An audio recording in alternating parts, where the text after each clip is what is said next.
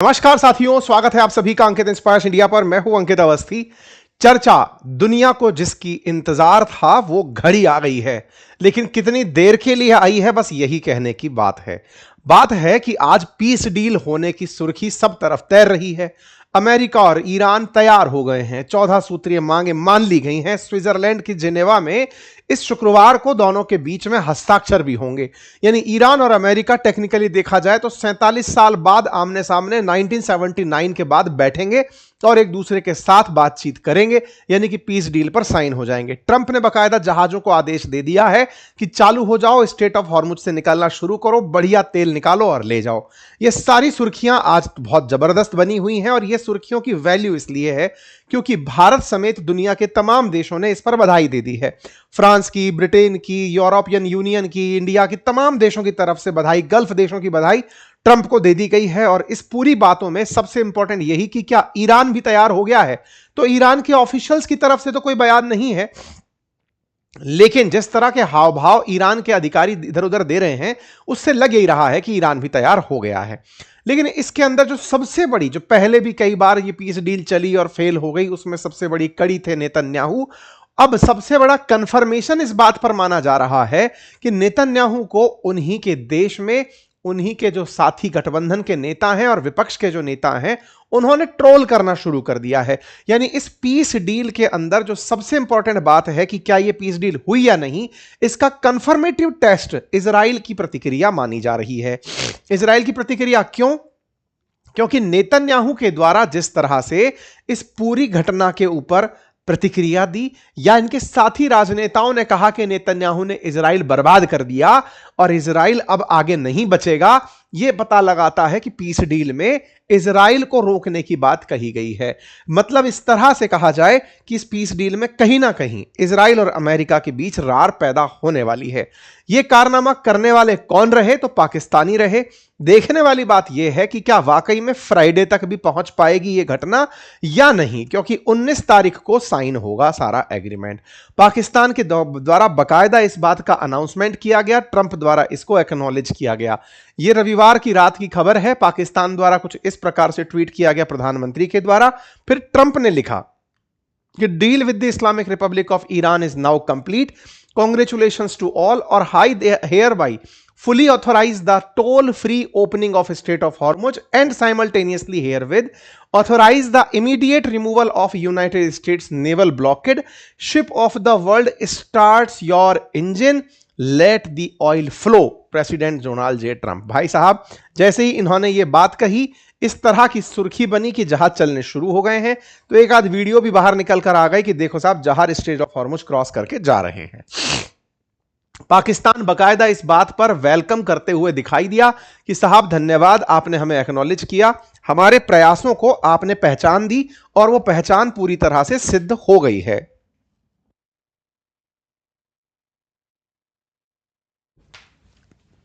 अब बात यह है कि पाकिस्तान के इस प्रयास को चाइना ने कितना रिकॉग्नाइज किया या दुनिया ने कितना रिकॉग्नाइज किया। पाकिस्तान के द्वारा वेलकम और फिर इसके बाद में दुनिया की प्रतिक्रिया। तो कीर स्टारमर की प्रतिक्रिया देख सकते हैं, चाइना डेली की प्रतिक्रिया देख सकते हैं। चाइना ने क्या कहा? चाइना ने कहा कि चाइना वेलकम करता है इस पूरे एग्रीमेंट का।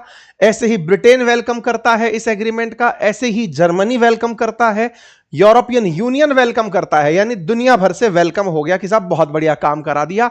ऐसे ही तुर्की की तरफ से, इधर से जॉर्जिया मेलोनी की तरफ से, यूएन की तरफ से, फ्रांस की तरफ से, मार्क कार्नी कनाडा की तरफ से, तमाम देशों की प्रतिक्रिया और उसके बाद में भारत की प्रतिक्रिया भी, सबने वेलकम कर दिया कि साहब बहुत बढ़िया हो गया, फैसला हो गया आप लोगों के बीच में, बधाई हो, बधाई हो, बधाई हो।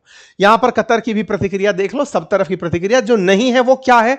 केवल कुल मिलाकर के साहब ईरान की कोई प्रतिक्रिया इस पर नहीं है। अब ईरान ने क्या शर्तें हैं जो मान ली, ईरान की मीडिया में क्या चल रहा है, अब मैं आपको वो बताता हूं। भारत की तरफ से, विपक्ष की तरफ से, सत्ता पक्ष की तरफ से, सब तरफ से बधाइयां हो गई। कहा जा रहा है कि जेडी वेंस जून 19 के दिन होने वाली इस सेरेमनी में जो स्विट्जरलैंड में साइन होगी, इसके अंदर वो जाएंगे।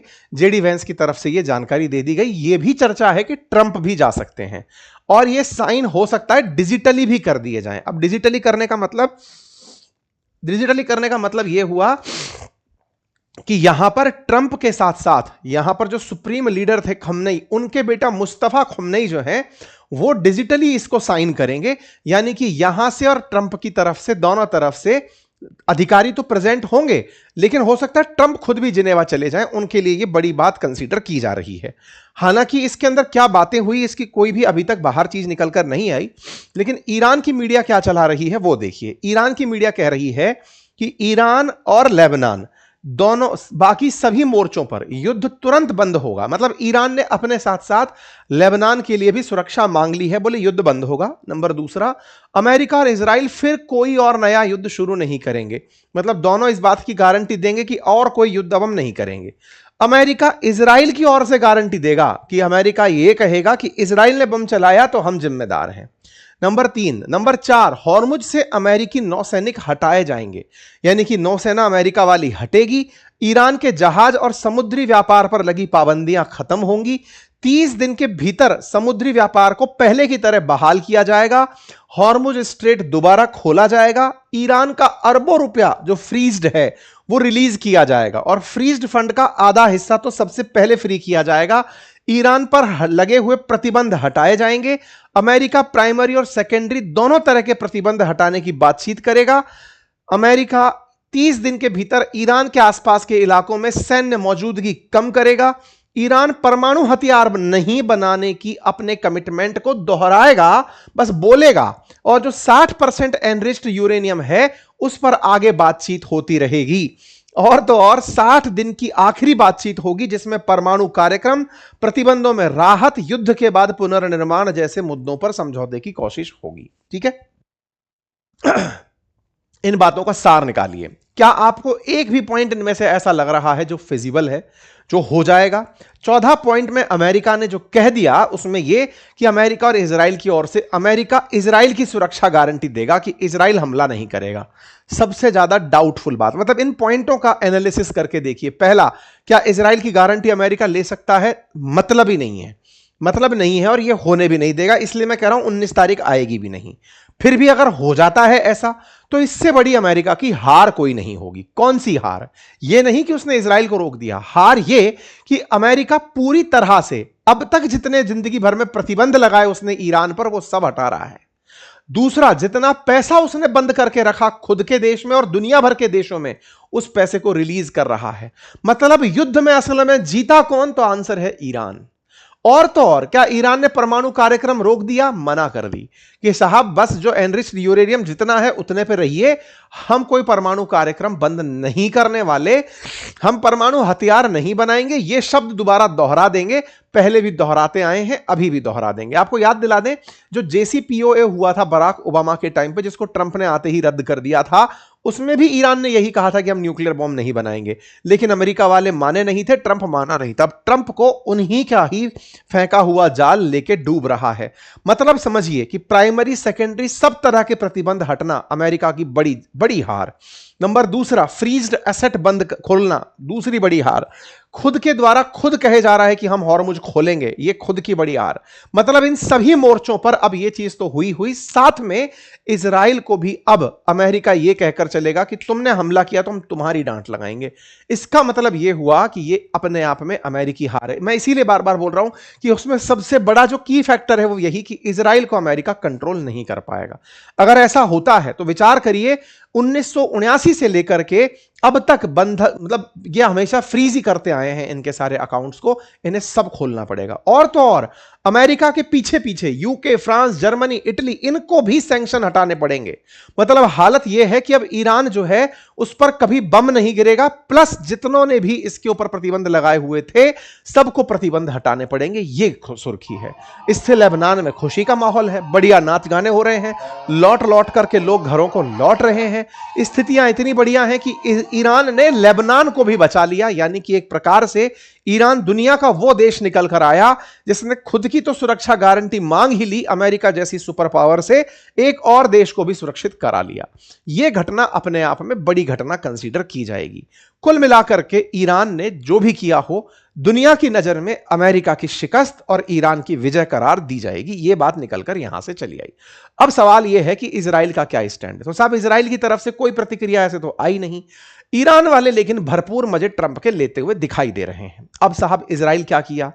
जब ये सारी घटनाएं हो रही थी, सुर्खियां बन रही थी, इजराइल तब भी नहीं रुका हुआ था। वो लेबनान में बम धमाके कर ही रहा था।